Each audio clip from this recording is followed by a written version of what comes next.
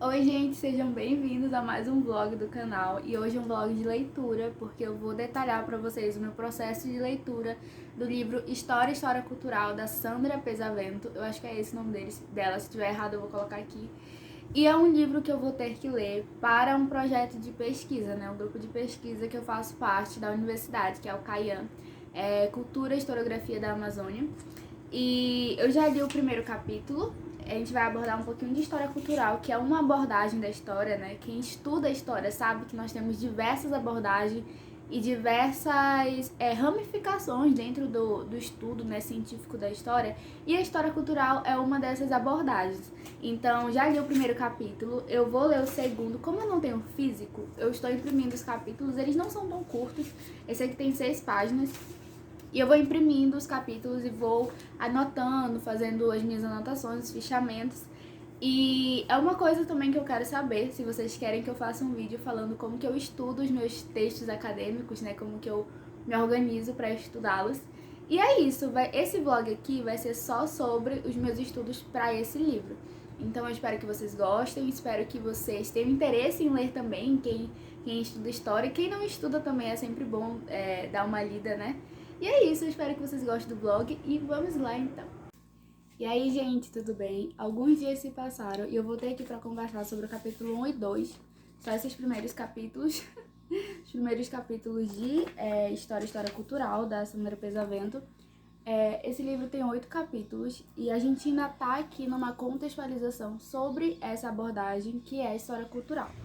A história cultural é uma das abordagens da história, né, da história científica, do modo de fazer história. Se você não conhece, né, faculdade, não faz faculdade de história, nós não damos só aula, tá? Nós não contamos só o que tá lá no livro didático. Quem faz a história científica, né, quem pesquisa e tal, tem várias abordagens para você entrar. Tem história oral, tem microhistória, que a gente pode ir conversando aqui no canal, né? Eu posso contando um pouquinho para vocês conforme eu for estudando. E a história cultural é uma dessas abordagens. E como que essa abordagem surge, mais ou menos? Nós temos duas grandes escolas historiográficas da história, que é a escola dos análises e a escola marxista. Essas escolas, cada uma tem suas peculiaridades, né, que eu pretendo falar um pouquinho aqui no canal também. Só que em determinado momento ali, né, depois da Segunda Guerra Mundial, aquele contexto todo, né, de um mundo mais globalizado, novos personagens, atores sociais entrando, né, na trama aí da história do mundo, não foi mais possível escrever uma história totalizante, né, querendo ou não, a escola dos análises e a escola marxista não estavam mais suportando todas as preocupações que a história vinha trazendo, né? Que o mundo vinha trazendo. Então, outrora nós tínhamos uma história um tanto quanto globalizante, totalizante, né? Dando como uma história universal. Só que aí depois da Segunda Guerra Mundial, vocês sabem que aquele contexto, né, do século XX é um contexto de muitas mudanças. E a gente sabe que muitas coisas vão mudar no pensamento historiográfico, né, na forma de fazer história, e a história cultural entra, né, como essa nova perspectiva para suprir a necessidade dessa nova forma de escrever história.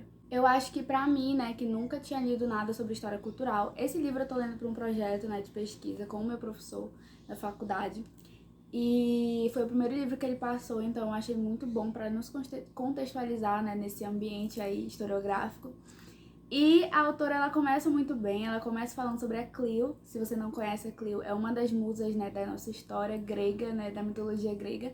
E a Clio é a musa da história. Então, começa contando aí quando o tempo era o tempo dos deuses e o papel da Clio e de sua mãe, a memória, né, como que ela escrevia a história, a narrativa, enfim, é muito legal. Esse contexto, né, essa escrita é muito bonita. E ela começa falando, né, sobre o surgimento da história cultural, como eu já falei pra vocês, e ela faz aí alguns apontamentos, né, de quais seriam as principais críticas às histórias, às escolas historiográficas do passado. Crítica à escola dos análises. Naquele momento não tinha um material teórico suficiente que desse conta das novas abordagens que estavam vindo com tudo que estava acontecendo no mundo. E a principal crítica à escola marxista seria esse conceito muito rígido que seria aplicado em cada sociedade de dominação e resistência, sabe? Essa luta de classes contínua. E surgem, né, de dentro mesmo do pensamento marxista alguns pensadores, como o próprio Thompson, que vão criticar essa análise tão rígida e que precisa ser colocada em todas as sociedades. E Thompson ele vem justamente para falar, né, dessa história, dentro desse grupo, né, dos historiadores ingleses, se não me engano ele era inglês, para falar, não, a gente precisa analisar cada contexto, né, precisa analisar cada sociedade, não pode pegar um modelo rígido de como se faz a história, como acontece a história e aplicar em cada sociedade, não. A história ela vai acontecendo e é necessário que seja analisada em seus próprios parâmetros, né, em suas próprias condições de cada sociedade. E aí a autora fala um pouco, né, de como que quando essa nova abordagem historiográfica, né, chega ao Brasil, essa história cultural que ainda não era tida como esse nome, né, quando esses novos pensadores começaram a produzir e como que era o contexto, né, historiográfico do Brasil. A autora pontua que ali no século XIX ainda era uma predominância os textos do Caio Prado Júnior com uma abordagem marxista, né, da história, de luta de classe, dominação versus resistência. E tá nesse contexto, né, nesse contexto de historiografia brasileira, o Caio Prado Júnior predominantemente. E aí a gente vai observando um pouco como as universidades tratavam, né, como é que estava a relação da escola dos análises, da escola marxista aqui.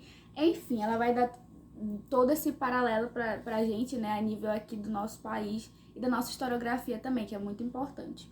Nesse primeiro capítulo, a autora deixa muito claro que a gente precisa entender a história cultural, né, essa nova abordagem da história como um revisionismo mesmo da escrita da história, né, como que estava sendo escrita a história.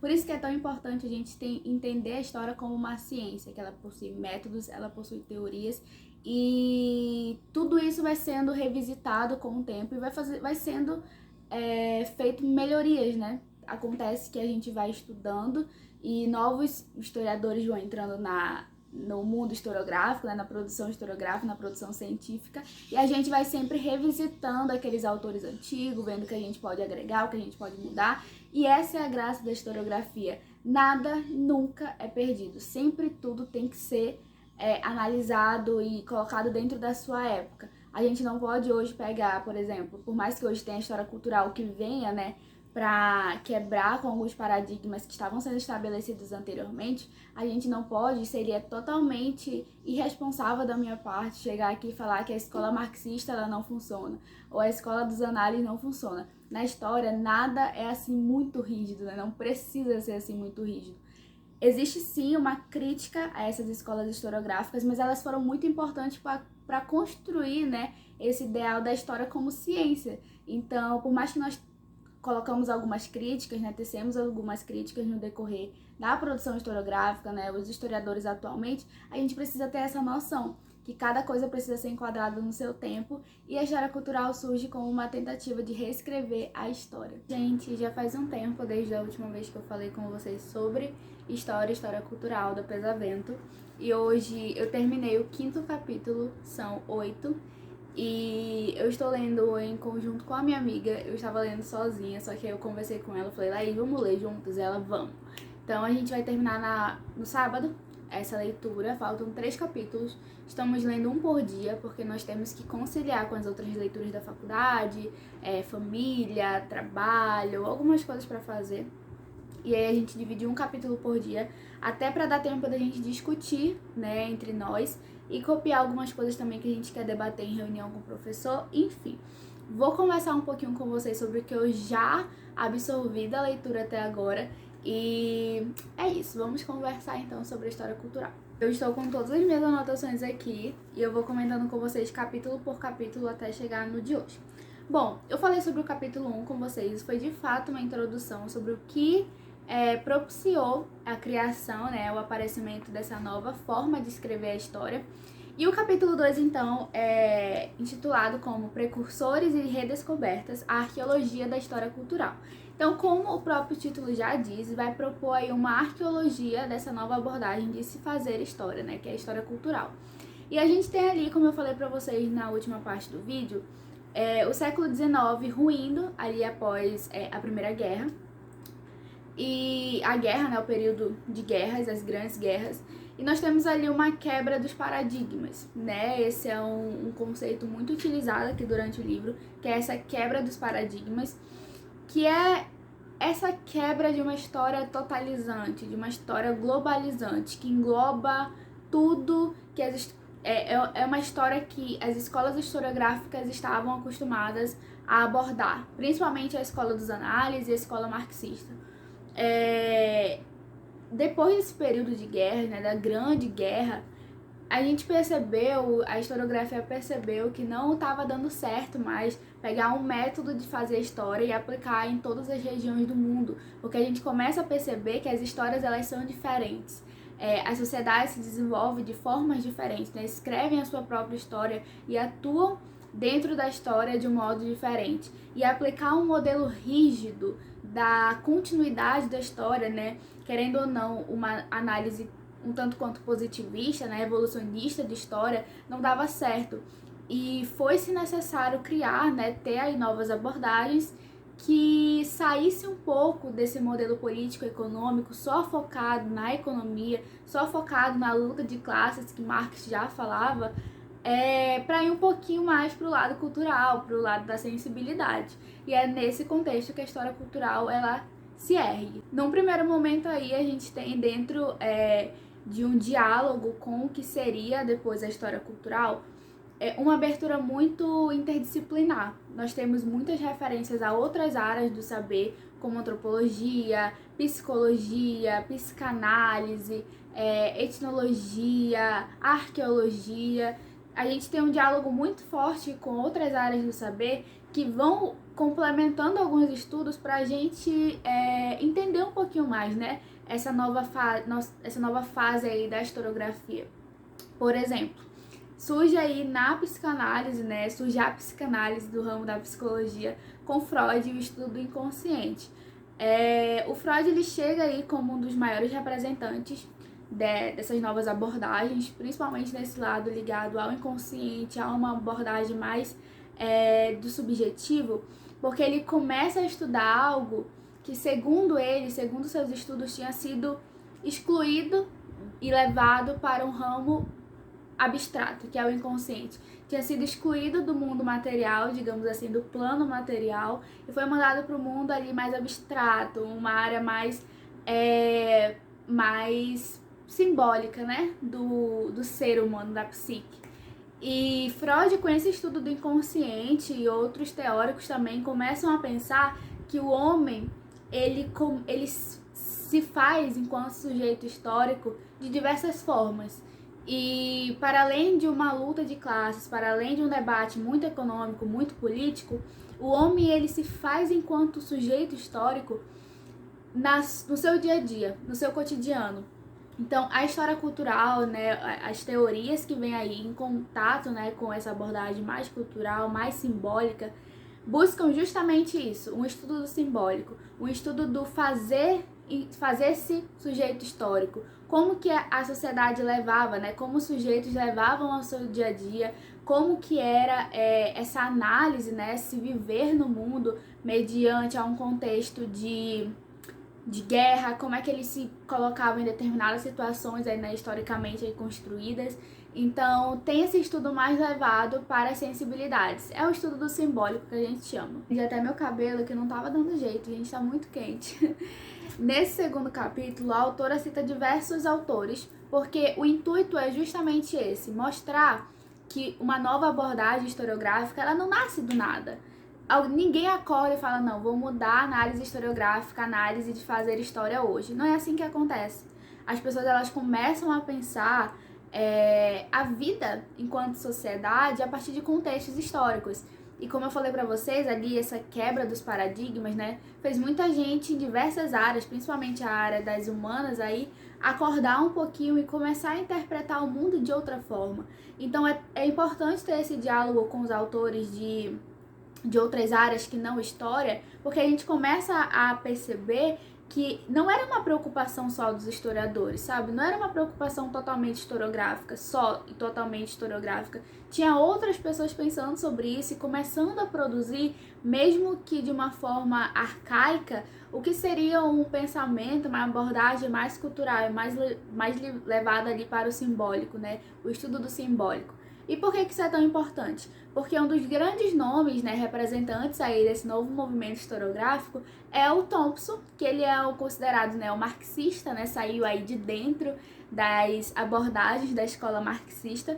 E é tão importante isso porque de dentro da escola marxista ele começou a criticar essa abordagem classista, reduzindo, né, que reduzia tudo a uma luta de classes, reduzia toda a história da humanidade em luta de classes. E querendo ou não, como eu falei anteriormente, esse modelo marxista, né, totalmente aí da escola marxista, acabava reduzindo e falando que esse modelo aqui de luta de classes se enquadra em toda a sociedade. Só que a gente começa a perceber que o mundo tem especificidades. As grandes guerras mostraram isso, né? A gente teve um contato aí mais amplo de outras regiões do mundo, né, que não a bolha que a gente estava inserido anteriormente, e a gente começa a perceber essas especificidades, e Thompson fala, não, a gente tem que analisar como que a sociedade se dá nesses processos, porque pode ser que não necessariamente ela entre numa luta de classes, e Thompson ele foi muito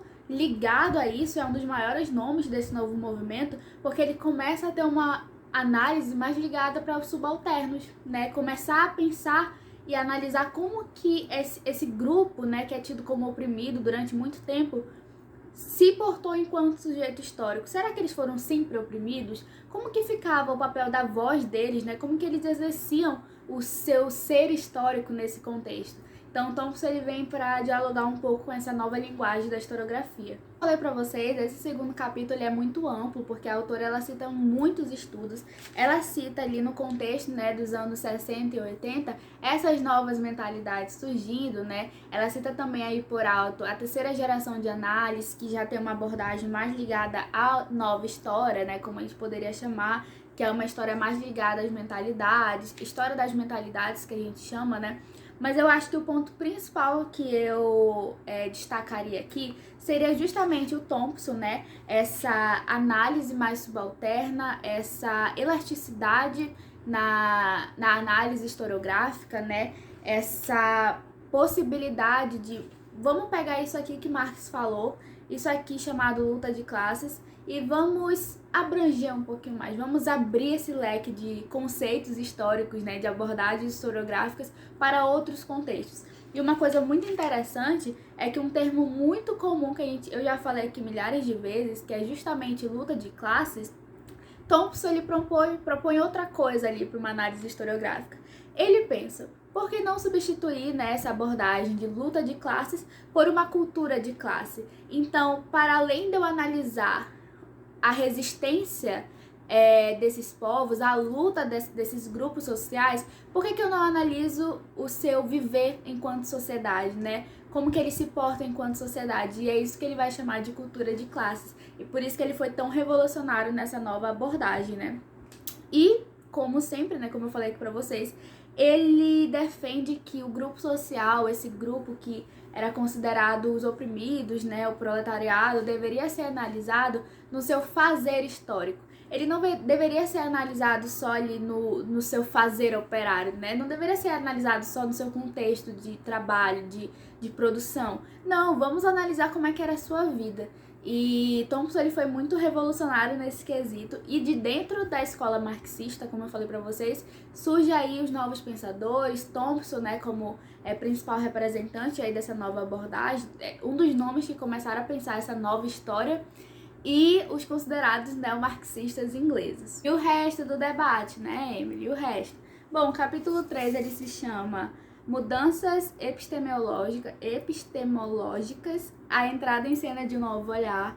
E aí a autora vai começar a abordar um pouco com a gente umas mudanças conceituais mesmo, né, de epistemologia. Então, alguns conceitos que eles começam a entrar em cena com o debate cultural, por exemplo, os conceitos como representação, imaginário, narrativa, ficção, sensibilidades, tudo à luz dessa nova abordagem que está nascendo, a gente precisa também ter uma reformulação, de certa forma, no nosso vocabulário, né? Nas formas que a gente escreve. Isso é muito sério, porque a gente tem que ter muito cuidado, isso é uma coisa que eu já venho percebendo na universidade, a gente tem que ter muito cuidado com os termos que a gente utiliza, porque às vezes um termo, ele já não entra como uma coisa positiva no debate que você está lidando. Por exemplo, o termo aculturação. Ele é um termo que ele não é mais usado pela antropologia hoje. A antropologia muito, muito antigamente, né, ao lidar com os povos ali que passaram pela colonização, principalmente os povos indígenas, tinha muito esse conceito de aculturação, que eu já falei no vídeo aqui, que é basicamente a ideia de que quando existe a colonização, existe a dominação, existe também a predominância de uma cultura sobre a outra. E normalmente é a cultura do colonizador sobre o colonizado. O que significa isso? Nesse momento do contato, segundo a ideia da aculturação, o índio, os povos indígenas, o colonizado, né, o cara que tá, o grupo que está sendo aqui ofendido, ele perde a sua cultura para tomar posse de uma cultura do colonizador.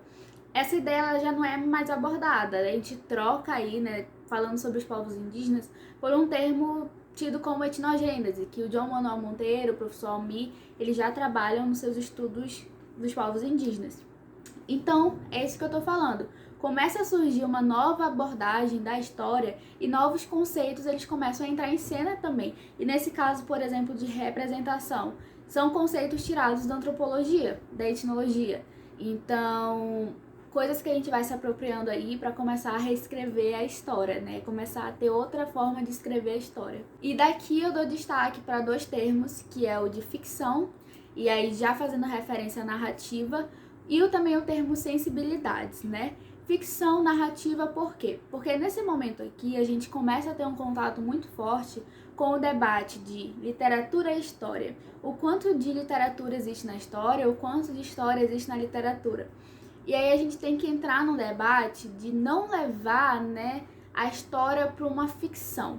Porque por mais que a gente constrói, né, o passado a partir de uma representação, a gente nunca vai ter certeza do acontecido, ter o fato presente aqui na sua mão, vivo, material, você não consegue ter isso. Você constrói representações a partir de fontes, de documentos, inúmeras fontes disponíveis aí para estudo, mas você não tem o passado nas suas mãos, você tem uma representação.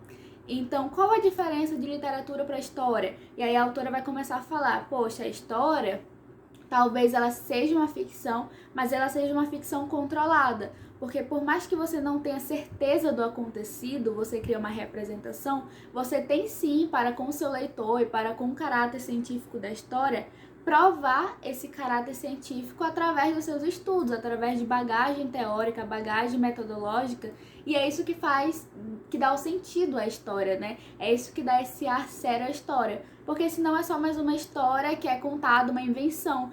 E se você, né, você já tem esse contato, a gente sabe que a história ela é uma ciência, ela tem um caráter científico. Porque eu não sento aqui só para falar sobre os povos indígenas, sem ter uma pesquisa intensa, sem ter o diálogo com outras fontes, sem ter o diálogo com uma historiografia que já foi feita há muito tempo e uma historiografia contemporânea. Tudo isso é o fazer história. Então, essa diferença assim, de história, literatura, ficção, a história como uma ficção controlada, porque por mais que ela seja uma narrativa, ela é uma narrativa que ela é construída baseando-se em fontes, em documentos. Então, esse debate flui muito aqui nesse terceiro capítulo. Quarto capítulo, qual é o quarto capítulo? É o menor de todos até agora, que se chama Em Busca de um Método, as estratégias do fazer história. E esse capítulo aqui foi um dos meus favoritos até agora, não porque ele é menor, mas porque ele explica qual é o papel do historiador e como é o fazer história. Então é justamente isso que eu tô falando. Como que se dá o trabalho do historiador? A gente tem que provar que a história é uma ciência, né? A gente tem que combater o máximo possível essas pessoas que desvalorizam o nosso trabalho, que falam que é só contar e decorar datas e fatos históricos. a história não é isso, a história é ciência, tem pessoas estudando sobre isso, tem teorias, tem métodos, tudo para trazer uma ficção controlada, uma história mais verossímil possível, né?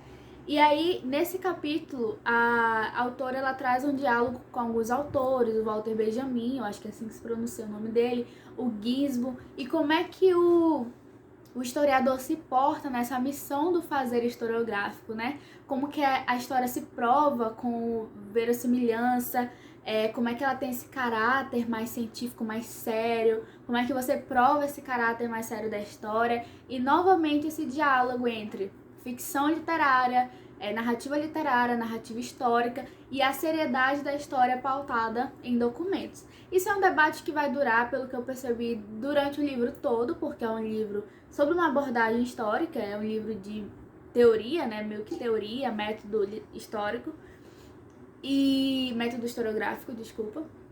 Então é um debate que vai levar durante o livro todo, eu acredito, que é a reafirmação da história enquanto ciência e sempre fazendo aquela separação para o autor de isso aqui é literatura, isso aqui é uma invenção, esses personagens não existem, talvez esse reino não exista, esse espaço geográfico não exista, e sempre levar em consideração que a história ela é uma ciência, ela trata com pessoas, com sujeitos que existiram em uma época, que tiveram uma vida, tiveram sensibilidades, tiveram sentimentos, enfim, e que vão ser interpretados à luz das representações na história cultural.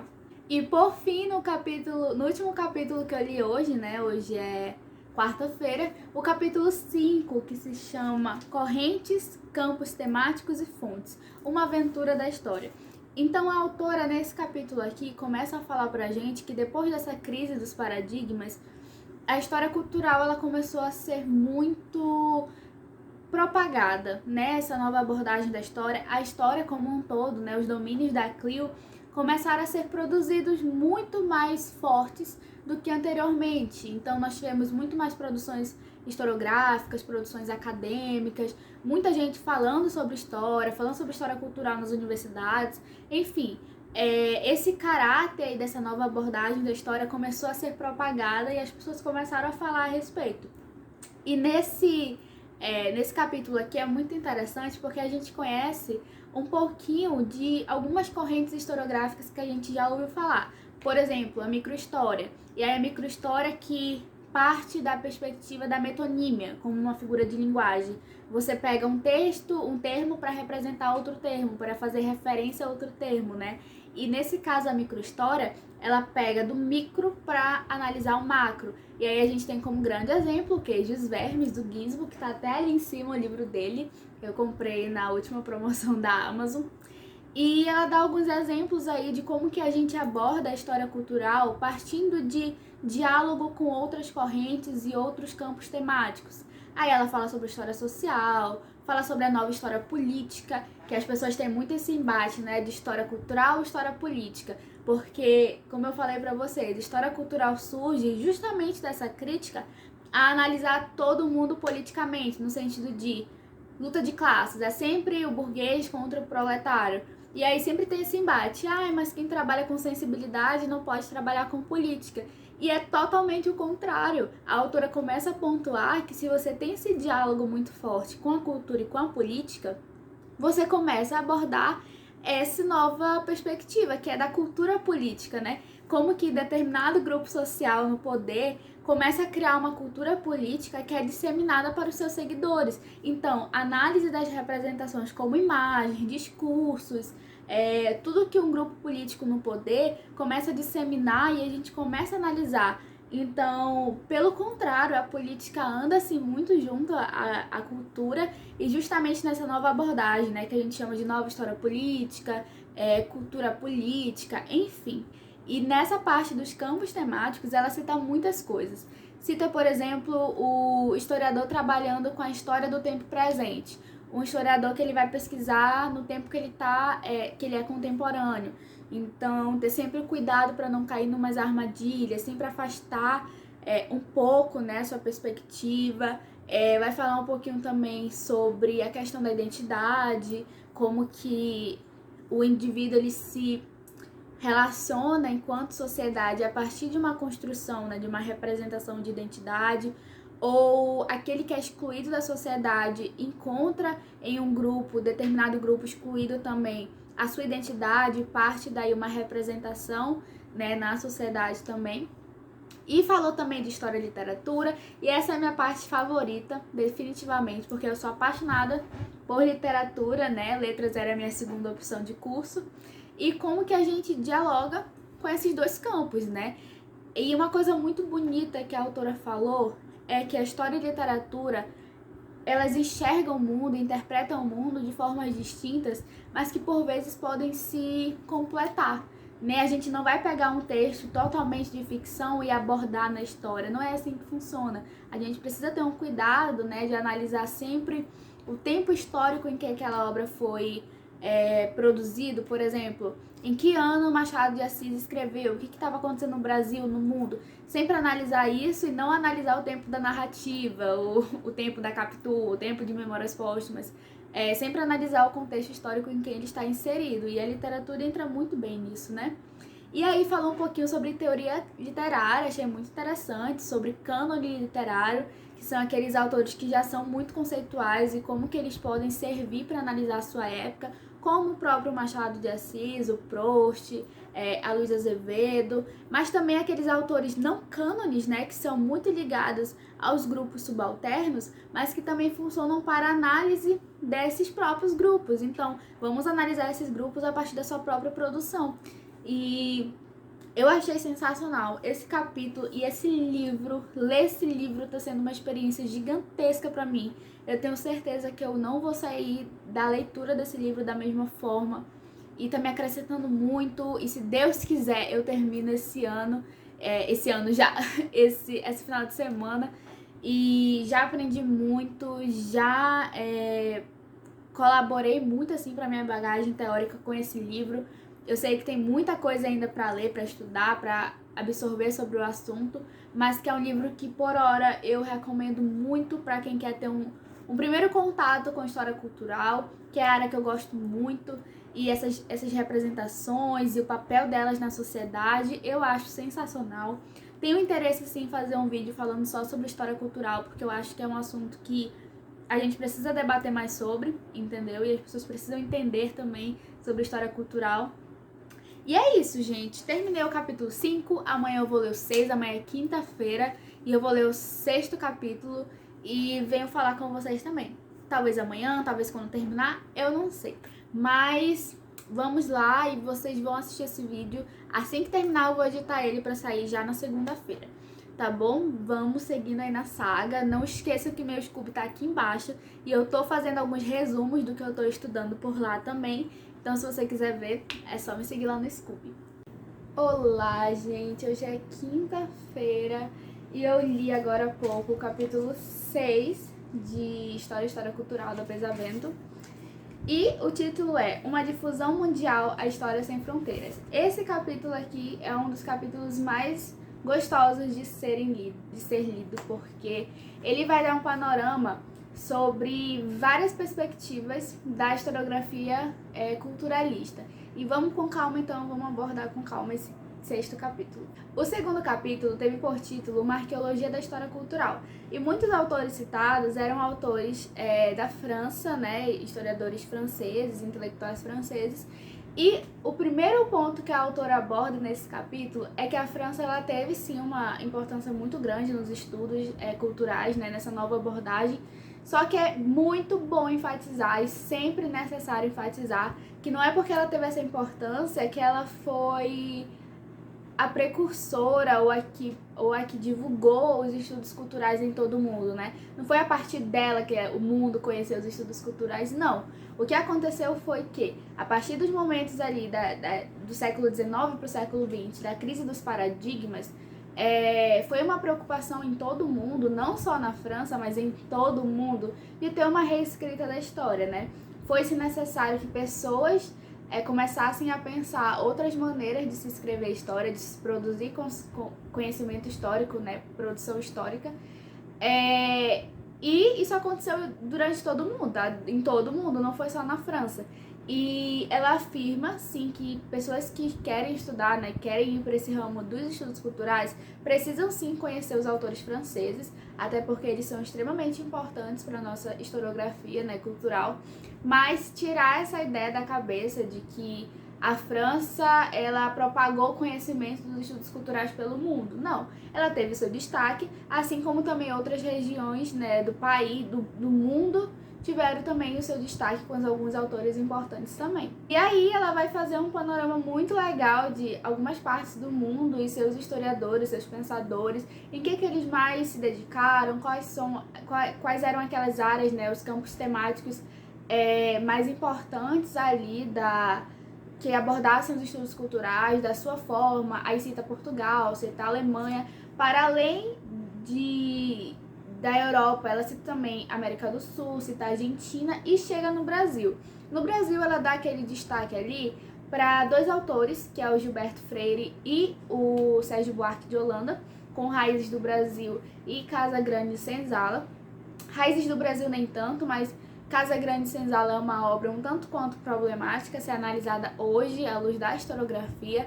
Tem algumas coisas ali que a gente precisa problematizar e começa a pensar a respeito, né? E foi isso que a Academia Brasileira nesse momento estava fazendo, problematizando essa obra, análise do viés marxista da história. Então tem alguns problemas sim, mas a autora ela faz questão de reforçar que tanto Casa Grande Senzala quanto Raízes do Brasil são obras que, para construir um viés cultural da sociedade brasileira da época, elas são muito importantes para a gente analisar aquele período do Brasil, né, e do nosso país à luz dessas obras, né, fazendo ali uma análise historiográfica da literatura. Então elas são muito importantes. E isso só reforça aquela ideia de que não existe historiografia ruim, que você vai jogar no lixo sem analisar. Não. Tudo na historiografia, nos estudos historiográficos, são base para análise, podem constituir base para análise. Então, por mais que a gente olhe para uma obra e pense, pô, isso aqui eu não concordo hoje, sei lá, os estudos positivistas de Comte, a gente pode não concordar, né? Eu, particularmente, tenho um pensamento a respeito. A gente pode não concordar com ele, pode discordar totalmente da sua ideia, mas para análise de até discordância mesmo, ela deve servir.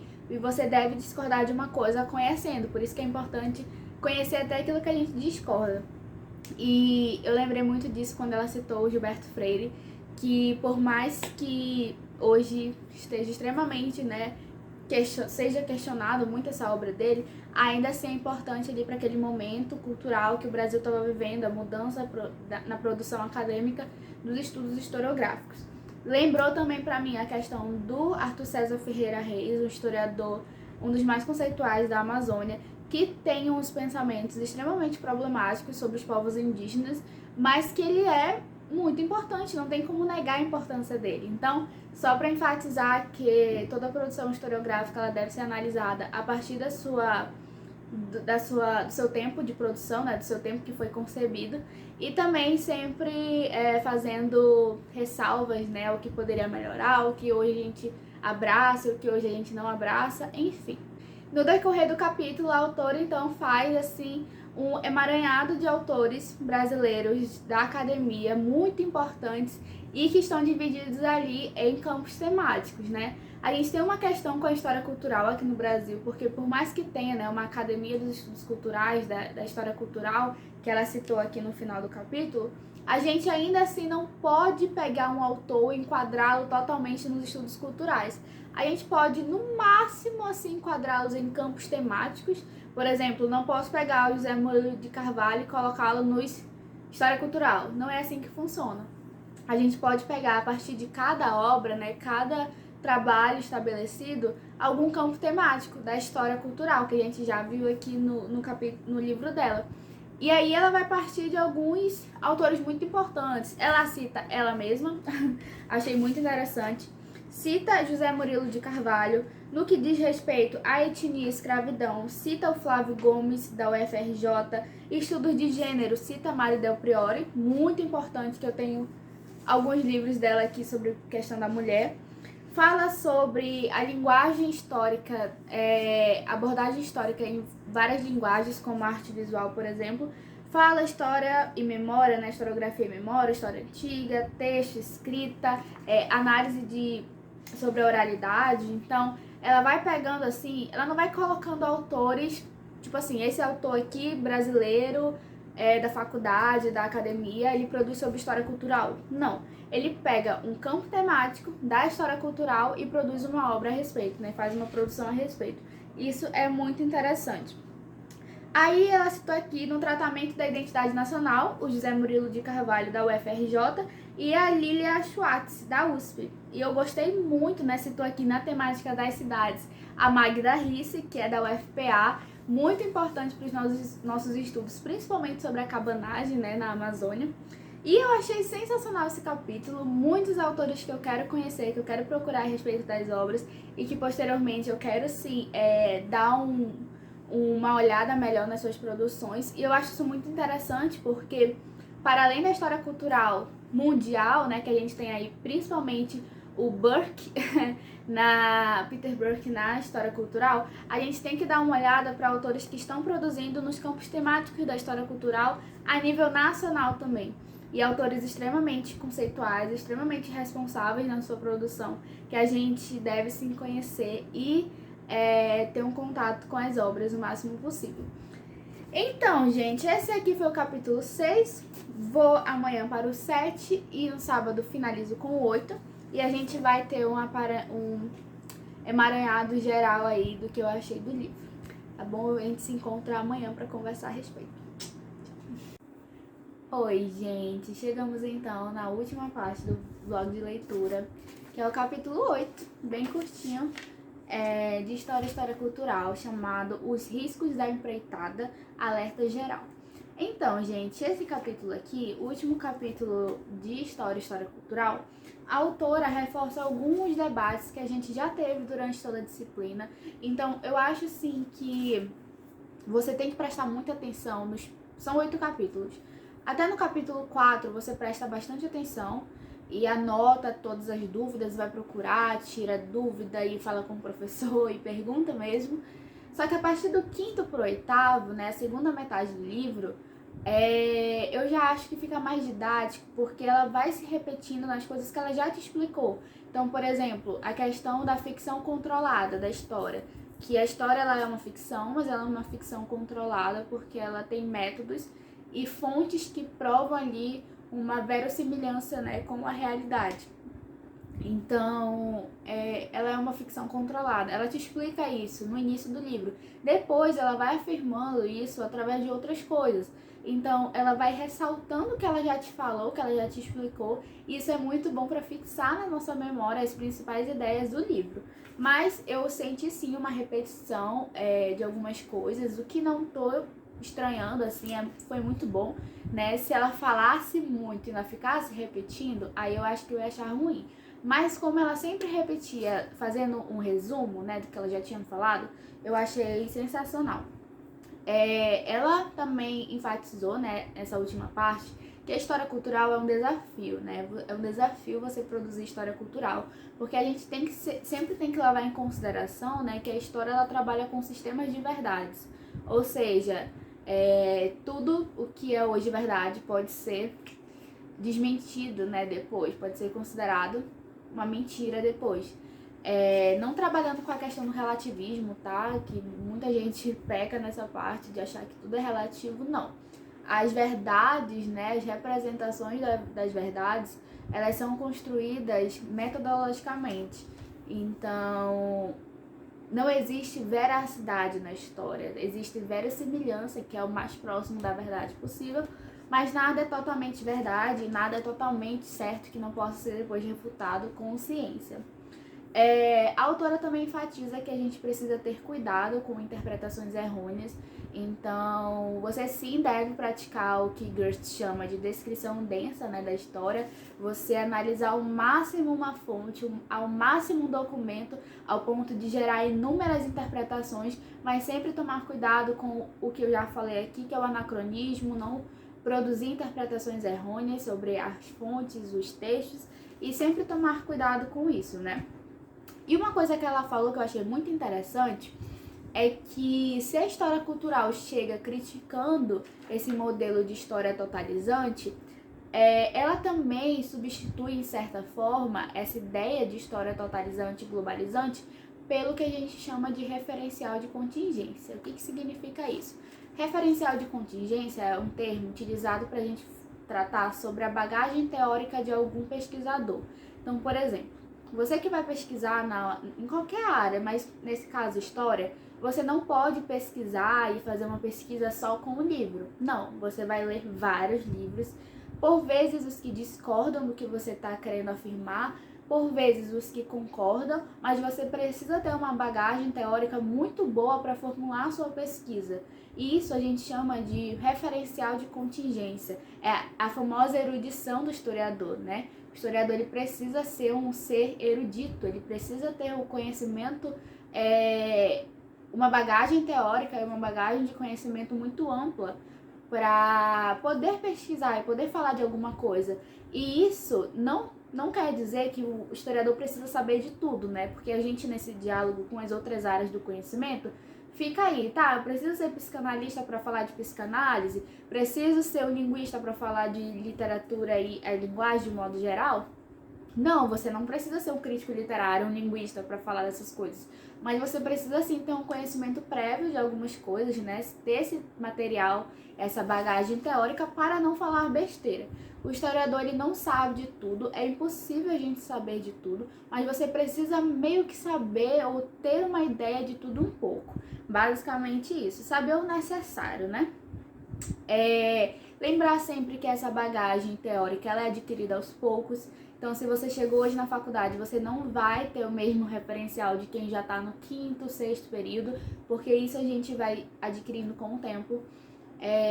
Eu não sou a mesma estudante que eu era no 1º período, assim como no 3º, eu não vou ser a mesma do 2º, porque eu já aprendi muito. Então, levar em consideração que essa bagagem teórica, ela chega com o tempo. Esse domínio dos assuntos, ele chega com o tempo. Quando eu comecei a ler esse livro, talvez eu não imaginasse que eu conseguiria pelo menos explicar o que eu entendi, porque eu não tinha entendido nada. Só que num diálogo com uma amiga, numa pesquisa mais avançada, a gente começa a entender algumas coisas e as coisas vão fazendo mais sentido. E isso se perdura por toda a vida. A gente nunca vai saber de tudo. Essa bagagem, esse conhecimento vem com muito estudo e muita pesquisa e muita dedicação, mas é uma coisa que leva tempo, né? Nada é direto, nada é rápido. E para finalizar, ela enfatiza que a história cultural, se você quiser ser um historiador da cultura, você vai encarar um desafio. Nós somos muito criticados, né, pela nossa veracidade, né, que já não existe mais você ter que provar que aquilo que você está falando é totalmente verdade, isso nunca vai mudar, o que é uma mentira, como já foi afirmado aqui. A gente precisa a todo tempo reforçar o status de ciência, porque quem trabalha com os estudos culturais trabalha com as sensibilidades e o simbólico de uma época, de um ser, de uma sociedade.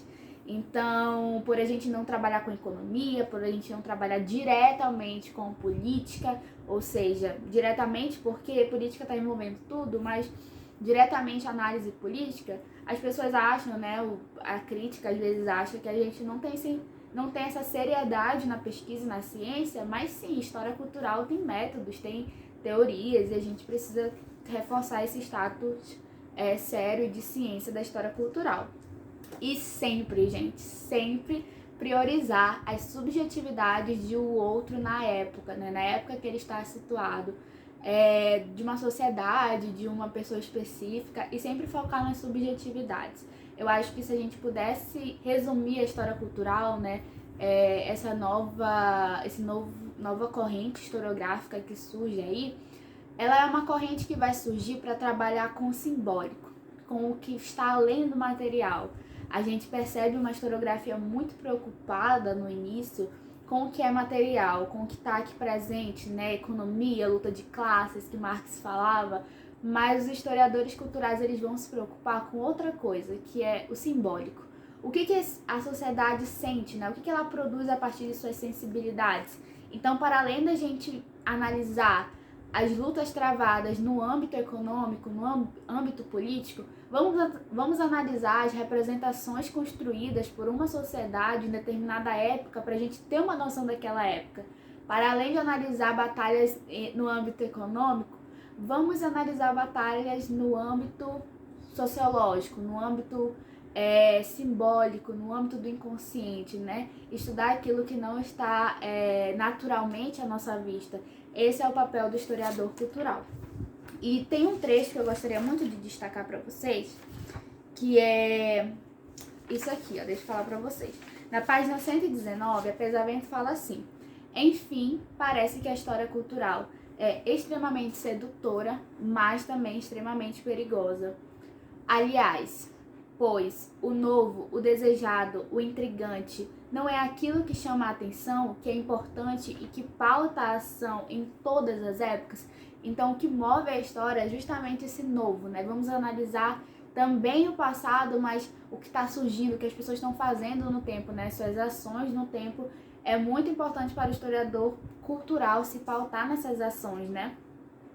E uma coisa que ela finaliza seu livro falando é que parece difícil, mas talvez resulte dessa condição ser o maior encanto, fazendo do fazer história uma aventura sempre renovada do conhecimento.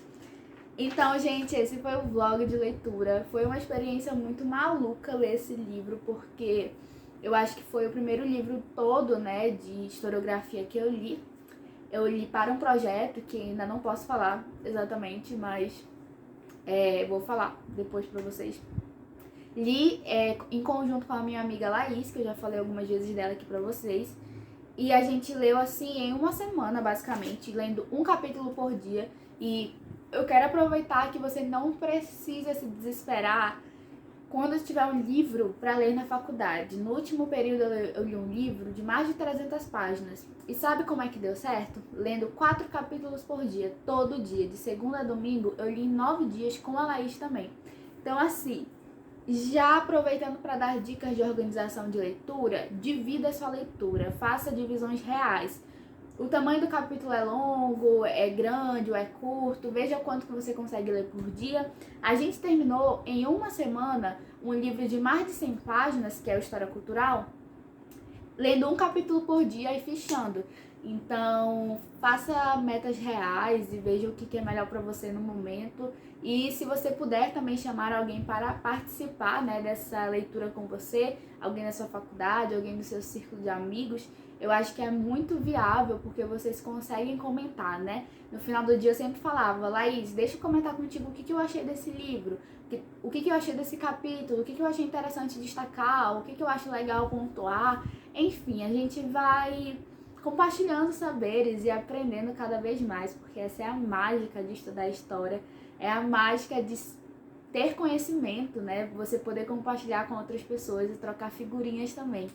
E a ideia de fazer um vlog de leitura foi justamente essa, de que hoje, né, eu estou falando essas coisas e eu estou tendo um conhecimento mínimo do que é história cultural, do que é história, né? Eu não sei nada do que é história, eu estou aprendendo. E a ideia também é ver a minha evolução com o tempo, né? Deixar isso salvo aqui no canal, para mais tarde eu ler outro livro de história cultural ou de outro tema e falar: cara, isso aqui passou tão despercebido, mas hoje eu percebo e ano que vem eu vou perceber outras coisas.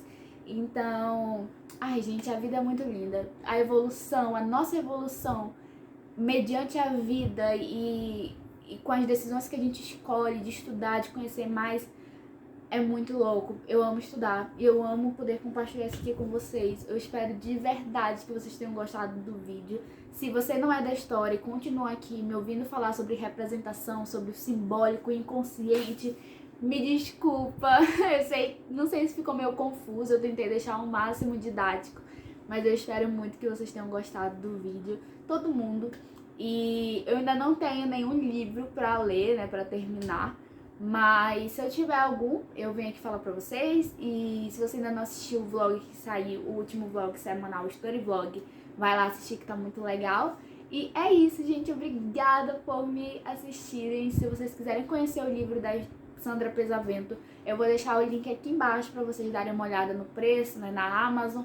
E é isso, gente. Leiam bastante, estudem bastante, porque somente o conhecimento é capaz de mudar a nossa vida. Muito obrigada pela sua companhia até aqui. Um beijo e tchau!